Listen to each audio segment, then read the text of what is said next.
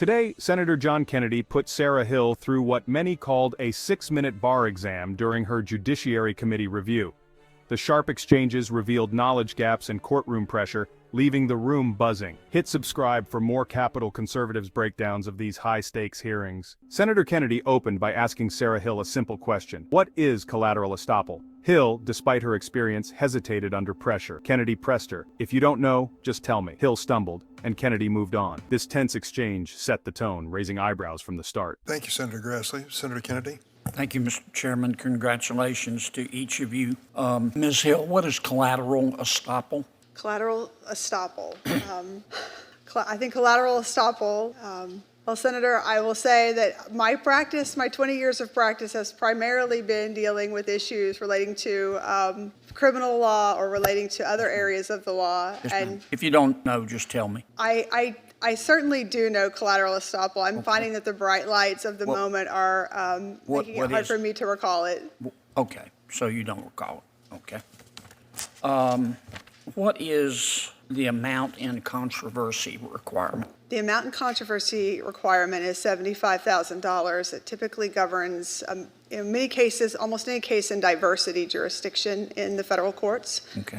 And a certain other. What does the 13th Amendment to the Constitution do? It outlaws slavery. What does the 7th Amendment do? It ensures that all civil jury trials, that all civil cases in the United States are done by jury trial. That you have a right to a jury trial in a civil case. Okay. What is the difference between a stay order and an injunction?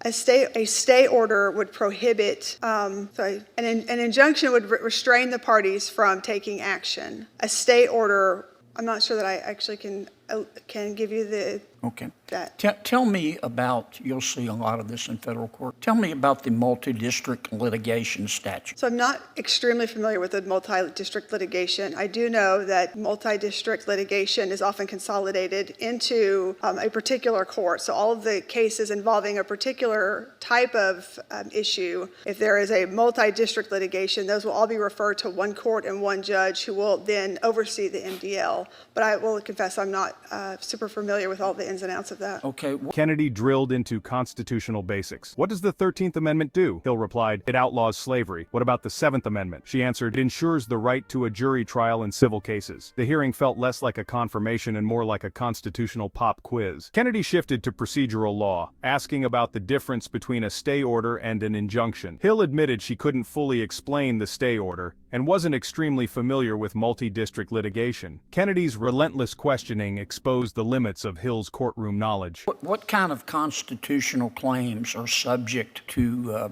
intermediate judicial scrutiny? Cases involving certain types of classes, such as gender or illegitimacy, are subject to intermediate scrutiny. Some types of speech, like commercial speech, would be subject to intermediate scrutiny. Okay.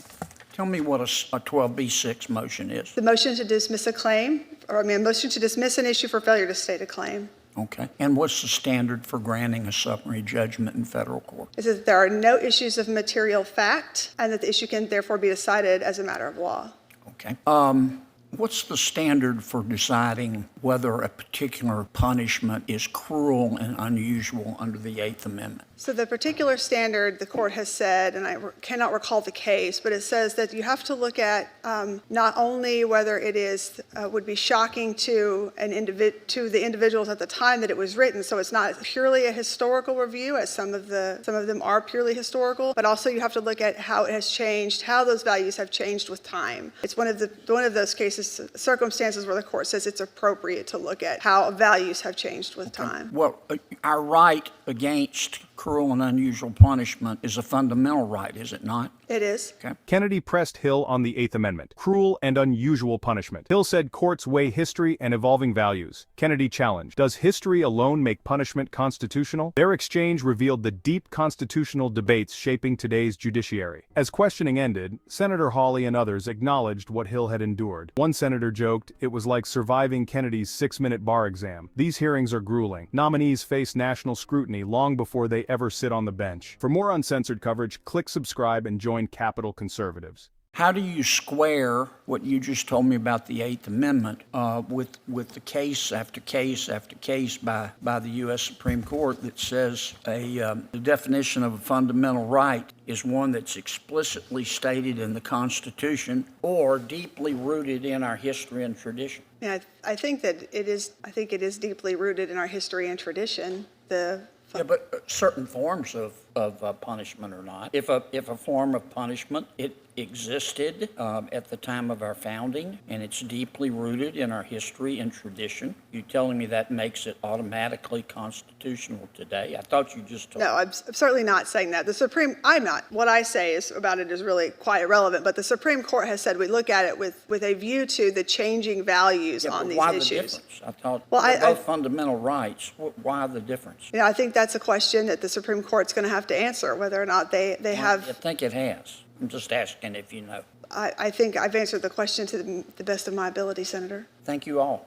Senator Hawley, going to return? No. I think that all the senators have appeared who are going to question today. Ms. Hill, I congratulate you on surviving the John Kennedy 6-minute bar exam. My contracts teacher is going to be appalled, and I'm going to have to live with that, Senator, but thank you, Chair. Thank you. If you promise to spare Ms. Hill, Did the White House give any of you any written materials to use to prepare? They gave. Or digital material? They gave us, questions, previous questions that had been asked by the panel. And answers? I think we had to go find the answers ourselves. I think we had to go watch the various committee May I have a meetings. copy of that? I don't have one, but I'm sure that it is literally just a list of questions. I don't have a copy. I don't have any of Would you send me a copy? I'm easy to find.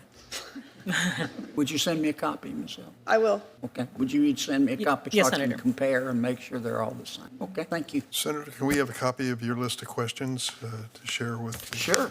other members? I'll even give you the answer. It's like a bar. It's like a bar review course. Yes. Senator Lee? Senator John Kennedy's tough questioning style was on full display. Sara Hill survived, but her knowledge gaps were exposed. Thanks for watching Capitol Conservatives. Like, share, and subscribe for more.